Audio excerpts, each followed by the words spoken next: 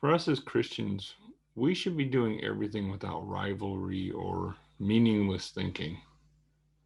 We see this over in Philippians chapter 2 and verse 3. Now, in the context, Paul first starts out with, therefore, since some exhortation in Christ, since some consolation of love, since some sharing in common of spirit, since some affection and compassion, all of you fill up where my joy is lacking, in order that you have the same frame of mind, while having the same love, together souled, while having one frame of mind.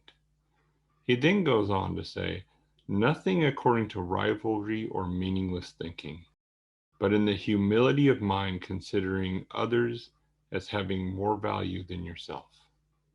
This concept of rivalry, of course, is trying to defeat someone or be more successful than someone else. It is actually a work of the flesh. You see this over in Galatians chapter 5 and verse 20. Those who oftentimes are involved in this will lie against the truth, and they're called out for that in James chapter 3 and verse 14. And the reality is, wherever there is this type of behavior, there is always confusion and worthless deeds. These accomplished works that are done, they completely have no value. You see that over in James chapter 3 and verse 16. Now, when it comes to the meaningless thinking, this is actually a word that comes from two different words put together. The first one has the idea of meaningless or aimless, and the second one is a thinking or an opinion. That is, your opinion or your thinking really has no value to it. It's worthless. We don't want that kind of a frame of mind. We see this kind of an emptiness with the nations against Christ, as Peter references this over in Acts chapter 4 and verse 25, where the nations rage against Christ in a meaningless way. We also see over in 1 Corinthians chapter 15 and verse 14 that without the resurrection, the preaching of Christ is actually meaningless. It's empty. It's aimless. Has no value. Over in Ephesians chapter 5 and verse 6, we need to be cautious not to allow worthless or aimless words or deceit to come out of our mouth.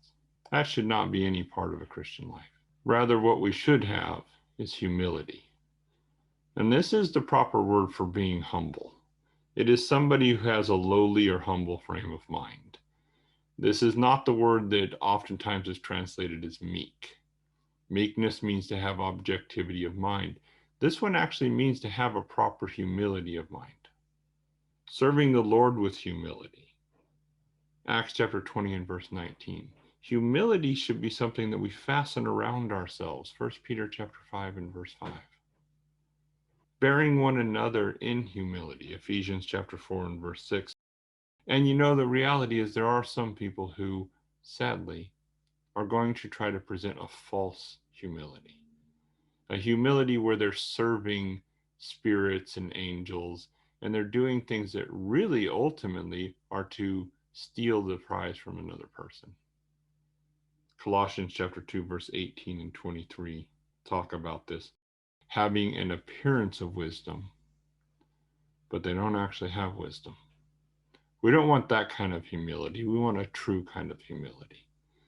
That type of humility comes from understanding who you are in Christ. The fact that we as Christians are part of one body. As one body, we care for each other. We don't put ourselves above others or our own. We don't seek our own. We seek the best for the one loved.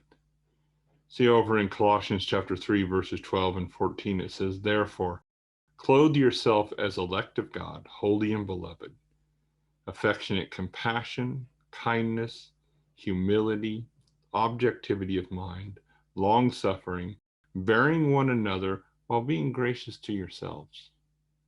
And if perhaps someone has a complaint against someone else, just as Christ was gracious to you, thus you also be. But above all